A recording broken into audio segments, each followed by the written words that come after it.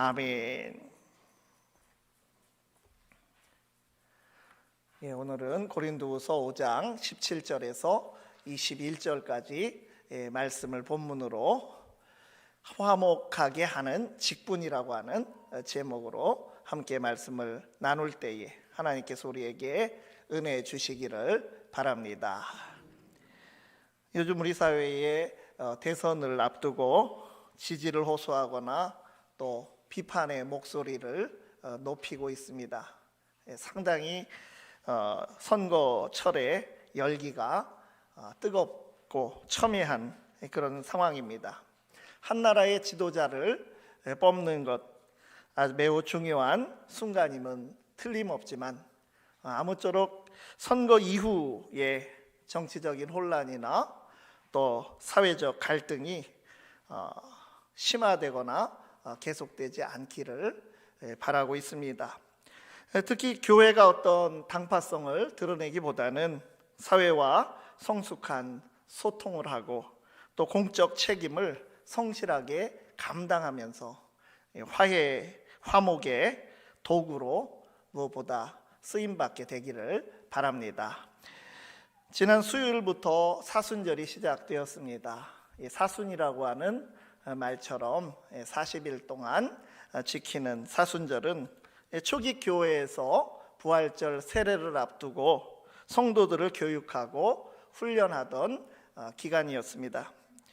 그러나 대다수 성도가 교회가 국가 교회가 되면서 대다수 성도가 유아 세례를 받게 되고 이제 세례 교육이라고 하는 의미는 좀 분리되어서 십자가를 지신 예수님의 삶을 더 묵상하고 거기에 비추어서 각자의 삶을 살피고 참회하는 그러한 절기로 이제 발전되어 경건의 절기로 사순절을 지켰다고 하는 것입니다. 동시에 사순절은 화해의 시간이기도 합니다.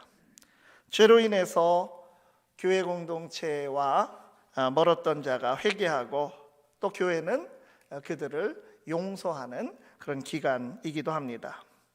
그래서 마침 선교가 이제 사순절과 우리가 겹쳤는데 교회뿐 아니라 우리 사회도 그리고 멀리 안타깝게도 전쟁을 하고 있는 나라들도 화해와 화목을 이루어가는 시간이 되기를 바랍니다. 우리가 예배에서 쓰는 개역 개정판 성경은 화목이라고 하는 말을 많이 사용하면서도 이 화해와 화목을 거의 같은 뜻으로 사용하고 있습니다. 그래서 오늘 우리 본문에 나오는 이 화목이라는 말이 많이 나오는데 이 말을 화해로 바꾸어 읽어도 큰 지장이 없습니다.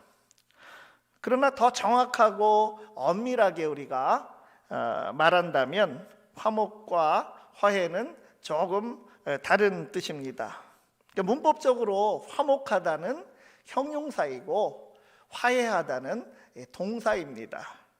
그러니까 화해하면 화목하게 되는 것이고 화해를 실행하면 화목한 상태가 되는 것, 즉 화해의 결과로 화목한 관계가 되는 것입니다. 가정도 늘 한결같이 화목할 수 없더라도 갈등이 있더라도 그때마다 화해를 잘하면 화목한 가정이 될 수 있을 것입니다. 그래서 우리가 어디서나 화목하게 하는 그런 이가 되기를 바랍니다. 오늘 본문이 속한 고린도후서는 바울 사도가 고린도 교회의 여러 문제를 해결하기 위해서 권면하는 편지입니다. 고린도 교회의 문제 중에는 바울 사도가 고린도 교회 공동체 그 성도들과 복잡하게 얽힌 오해와 갈등도 포함이 되어 있습니다. 그런데 바울 사도는 직접적으로 자신에 대한 오해를 설명하고 변증하고 풀어가기보다는 이 근본적인 이야기를 합니다. 개인과 공동체의 모든 문제의 근본적인 해결도 하나님과의 화목한 관계에 있음을 힘주어서 말씀하고 있는 것입니다. 그래서 우리가 읽으면서도 보면 너희는 하나님과 화목하라고 하였습니다. 나하고 화목하게 지냅시다. 이 말을 돌려서 이렇게 말씀하고 그 안에 포함이 되어 있는 것입니다. 이 성경의 가르침은 인류사와 온 세계의 모든 불화의 근본적인 원인이 하나님과 인간이 화목하지 못한 결과라고 하는 것을 우리에게 증언해 주고 있습니다. 창세기가 우리에게 기록하고 증언하는 대로 첫사람 하와가 또 아담이 죄를 짓고 타락해서 하나님을 배반하고 하나님과 불화함으로써 세상도 불화 속에 빠지고 말았습니다. 피조물 사이의 관계가 또 같이 이어서 깨어지고 동시에 인간관계도 화목과는 거리가 먼 경쟁과 착취와 또 억압의 그런 관계로 변하게 된 것입니다. 사순절을 시작하는 이 시기에 우리가 바울 사도를 통해서 주시는 이 말씀을 나누면서 화목하게 하는 교회와 성도로 세워지는 이 새봄이 되기를 바랍니다. 첫 번째로 하나님은 우리를 당신과 화목하게 하셨습니다. 본래 처음 창조된 인간은 하나님과 화목했습니다. 인간의 범죄로 인한 타락이라고 하는 것의 의미는 하나님과의 화목한 관계가 깨진 것을 의미하게 되었습니다. 그러므로 구원받는 것은 죄의 문제를 해결받고 그로써 결국은 하나님과의 화목한 관계를 또한 회복받아야 하는 것입니다. 먼저 화해를 주도하고 화목하게 하신 분이 누구이십니까? 바로 우리 아버지 하나님이십니다. 화목을 불화로 만든 책임은 인간에게 있습니다. 불화하게 한 자는 인간인데 그것을 해결하시고 화목하게 하신 분은 하나님이십니다. 이것이 우리에게 큰 은혜입니다. 18절 상반절을 보면 모든 것이 하나님께로서 났으며 그가 그리스도로 말미암아 우리를 자기와 화목하게 하시고, 이 주어가 하나님입니다. 인간이 저지른 죄로 시작된 이 관계에서 먼저 화해를 시작하신, 화해의 손을 인간에게 내밀어서 화목하게 하신 분이 바로 하나님이십니다. 모든 것이 하나님께로서 났으며 모든 화해의 과정이 하나님으로부터 시작된 것이고 화목하게 하신 분은 바로 하나님이십니다. 19절 상반절도 같은 말씀입니다. 곧 하나님께서 그리스도 안에 계시사 세상을 자기와 화목하게 하시며, 역시 하나님께서 화목을 시작하신 분이라고 말씀합니다. 세상을 온 피조 세계를 하나님 당신과 화목하게 하셨습니다. 화해라고 하는 것, 이것은 무엇입니까? 적대 관계를 그 원인을 제공한 가해자가 그 행위의 피해자에게 그 화해의 움직임을 보이는 것이 인간지사의 상식입니다. 내가 친구에게 치명적인 잘못을 해서 적대 관계가 되었다면 관계 회복의 1차적 책임은 누구에게 있습니까? 당연히 잘못을 한 나에게 있습니다. 먼저 나서서 사태의 해결을 시도하고 상처 입은 친구에게 화해를 시도하는 것이 마땅합니다. 그런데 그 상처를 입은 나에게 당한 친구에게 오히려 먼저 나에게 화해를 시도해 오지 않느냐라고 하면 이것은 말이 안 되는 것입니다. 그런데 이런 상식과는 다른 일이 우리 하나님을 통해서 하나님께서 우리에게 행하여 주신 것입니다. 하나님께서 먼저 우리에게 화해의 역사를 시작하시고 이루신 것입니다. 이것이 우리에게 베푸신 하나님의 은총입니다. 그러므로 하나님의 은총을 받은 사람이라면 우리가 화해하는 자가 되어야 합니다. 사람은 보통 서로 잘못의 시작을 상대방에게 떠넘기고 서로 죄를 전가합니다. 죄인된 인간의 전형적인 특징입니다. 하나님의 그 최소한의 명령을 주신 그 하나님의 명령을 어긴 후에 아담은 하와에게 책임을 전가하고 하와는 뱀에게 책임을 전가해 버린 것, 그것이 아주 전형적인 장면입니다.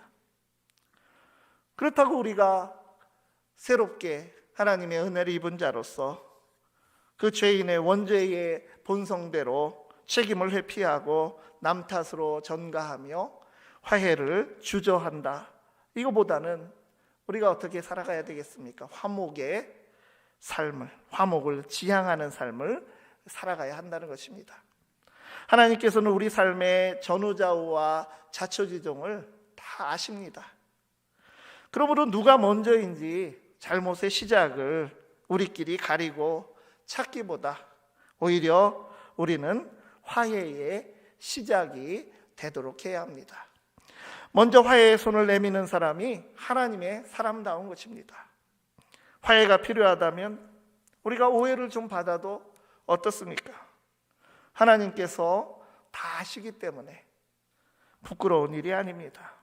하나님께서도 그렇게 하셨습니다. 먼저 손을 우리에게 하나님께서 내밀어 주셨는데 우리가 뭐라고 먼저 사과하고 화해하는 것을 하지 않고 화해를 시도하는 것을 우리가 부끄러워하고 꺼리겠습니까? 공동체 안에서 우리가 화해할 것은 화해를 시작하고 또 같은 믿음의 형제자매로서 교파들 간에도 다른 교파와도 화목한 관계를 이루고 사회와도 성숙한 대화를 하고 다른 종교와도 협력할 것은 협력하고 사회의 통합을 주도해 나갈 수 있는 화목한 사회의 리더가 되는 교회와 성도들이 될 수 있기를 바랍니다. 하나님을 따라 먼저 화해를 시작함으로 화해를 주도하는, 화목하게 하는 사람이 될 수 있기를 바랍니다. 두 번째로 예수 그리스도는 화목하게 하는 제물이 되셨습니다. 화목이라고 하는 것이 쉽게 이루어지는 것이 아니고 저절로 되는 것이 아닙니다. 누구든 화목한 관계로 회복하기 위해서는 한쪽이 양보하고 먼저 포기와 희생이 있어야 합니다. 하나님께서 시작하신 화해의 과정에서 화목을 위한 희생 제물은 바로 예수 그리스도이셨습니다. 18절과 19절에서 하나님께서 화목한 관계의 복원을 시작하셨다고 하였는데 거기 보면 그 중보자가 되신, 희생이 되신 분을 함께 언급하고 있습니다. 그가 그리스도로 말미암아 우리를 자기와 화목하게 하시고 곧 하나님께서 그리스도 안에 계시사 세상을 자기와 화목하게 하시며, 그리스도로 말미암아 그리스도 안에 화목이 이루어졌다고 하는 것은 무엇을 뜻합니까? 그리스도께서 어떤 일을 하셨기에 화목이 이루어졌다는 것입니까? 21절 말씀이 그것을 우리에게 증언하고 있습니다. 하나님이 죄를 알지도 못하신 이를 우리를 대신하여 죄로 삼으신 것은 우리로 하여금 그 안에서 하나님의 의가 되게 하려 하심이라. 로마서 5장 6절, 8절, 10절을 우리가 나중에 찾아 읽어보시면 하나님이 우리를 의롭게 하시는 것, 또 하나님이 우리를 화목하게 하신 것이 같은 하나님의 은혜임을 우리에게 말씀하고 있습니다. 오늘 이 말씀에도 우리를 화목하게 하셨다는 말씀 속에 우리를 그리스도 안에서 하나님의 의가 되게 하셨다라고 말씀을 하셨습니다. 우리를 대신해서 죄 없는 분께서 죄인으로 정죄 받으셨다는 것입니다. 이것은 십자가에서 죄인 취급을 당하시며 죽임을 당하신 하나님의 아들 예수 그리스도를 말씀하고 있는 것입니다. 성경은 예수님을 구약 제사의 제물로 비유하는데 대표적으로 두 가지 제물을 말씀하고 있습니다. 첫째는 예수 그리스도께서 우리 죄를 대속하시는 속죄 제물로 드려지셨다고 하는 것이고, 두 번째는 하나님의 진노를 풀어서 우리를 하나님께 화목하게 하신 화목제물로 드려지셨다고 하는 것입니다. 로마서 3장 25절 말씀입니다. 이 예수를 하나님이 그의 피로써 믿음으로 말미암는 화목제물로 세우셨으니 이는 하나님께서 길이 참으시는 중에 전에 지은 죄를 간과하심으로 자기의 의로우심을 나타내려 하심이니. 하나님께서 예수님을 우리 대신 죄의 책임을 전가하여 희생시키시고 우리는 하나님 앞에서 의롭다함을 받게 되었습니다. 인간은 죄를 서로 떠넘기고 다른 사람에게 전가하려고 하지만 하나님께서는 우리의 죄를 그저 지나치시고 간과하셨고, 그리고 그리스도께서는 오히려 우리의 죄를 다 스스로 전가받아서 다 뒤집어 쓰시고 화목의 제물이 되셨다고 하는 것입니다. 요한일서 2장 2절에도 인류와 온 세상을 위한 그리스도의 희생을 이렇게 말씀했습니다. 그는 우리 죄를 위한 화목제물이니 우리만 위할 뿐 아니요 온 세상의 죄를 위하심이라. 우리가 죄인이었지만 하나님과 화목할 수 있게 된 것은 이처럼 예수 그리스도의 큰 희생 때문입니다. 우리가 이 은혜를 받은 사람이므로 오늘 우리도 마땅히 화목의 제물이, 우리의 삶의 자리에서 화목의 제물이 됨으로써 응답을 해야 됩니다. 우리도 가정과 교회와 일터에서 또 나라와 민족에게 또 인류에게 우리 자신들이 바로 그리스도처럼 화목을 위한 제물이 될 수 있습니다. 세상에 제물 될 사람은 없고 제물을 요구하는 제사장들이나 나의 것을 없애겠다고 하는 죄인들만 가득하면 화목이 이루어질 수 없는 것입니다. 화해를 외치면서도 희생의 제물은 없는 그런 갈등이 있을 수밖에 없습니다. 화목으로 이끄는 과정을 먼저 시작하는 것도 중요하지만 그 과정에서 해야 할 것을, 책임을 감당하는 것도 필요한 것입니다. 타락하여서 죄로 가로막힌 관계에서 하나님께서 화해를 시작하시고 이끌어 가시고 예수 그리스도께서 그 역사에 순종하심으로, 희생하심으로 화목을 성취하여 주신 것입니다. 교회가 어떻습니까? 교회는 그렇게 넉넉한 품을 가지고 세상에 비춰주고 인정을 받고 있습니까? 교회가 편협하고 배타적인 집단으로 인식되고 있지 않습니까?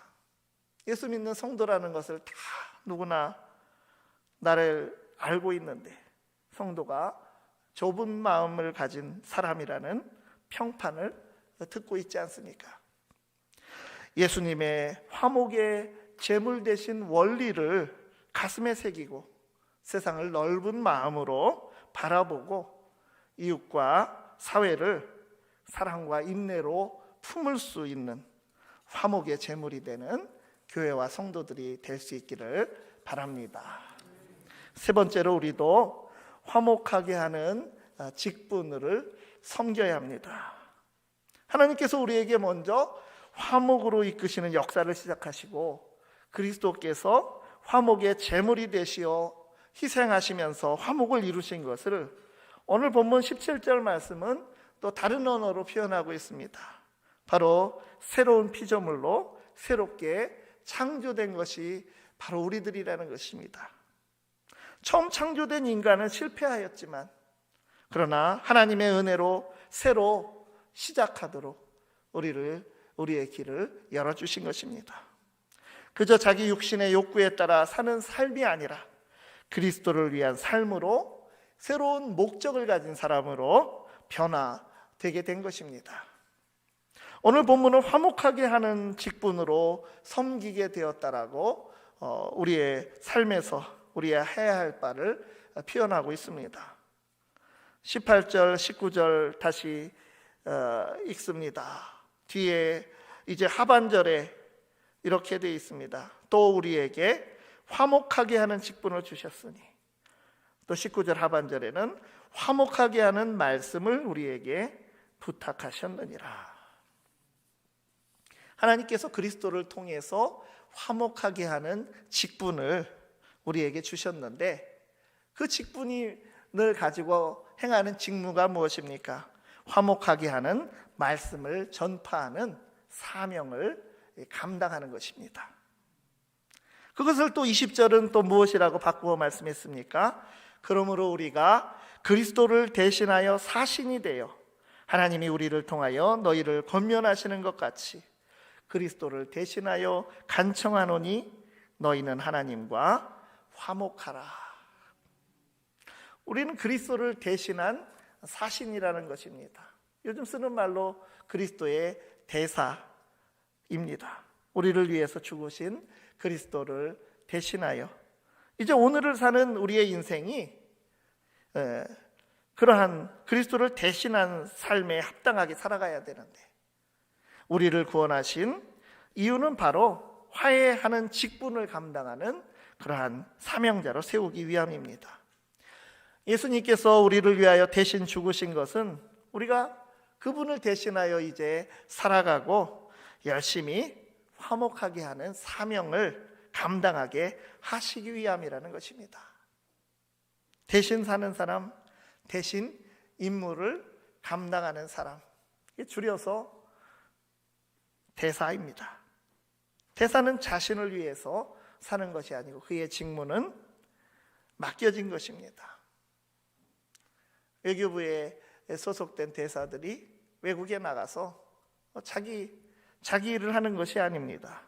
개인을 위해서 나가 있는 것이 아니고, 우리도 이 땅에 하나님의 자녀로, 하나님의 백성의 대사로 이 땅에 거하는데 하나님 나라에 화목하게 하는 섬김을 위하여 존재하는 것입니다. 직분이라는 말이 디아코니아, 섬김, 봉사라고 하는 뜻입니다. 이것이 얼마나 영광스러운 직책이면서 중요한 일인지 우리가 잊지 말아야 합니다. 우리에게 하나님께서 교회에서 무슨 직분을 주셨습니까? 목사, 장로, 집사, 권사, 교사, 여러 직분을 주시고 섬김의 자리를 맡겨주셨지만 우리 모두에게 공통된 직분이 있습니다.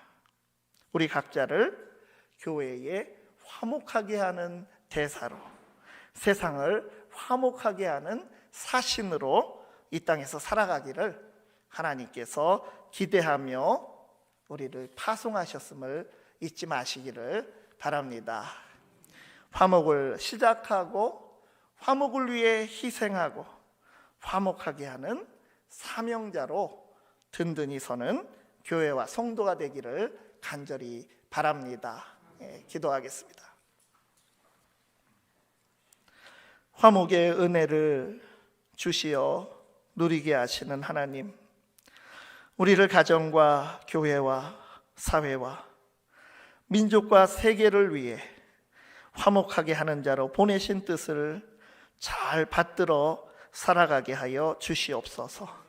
예수님 이름으로 기도드리옵나이다. 아멘. 찬송 284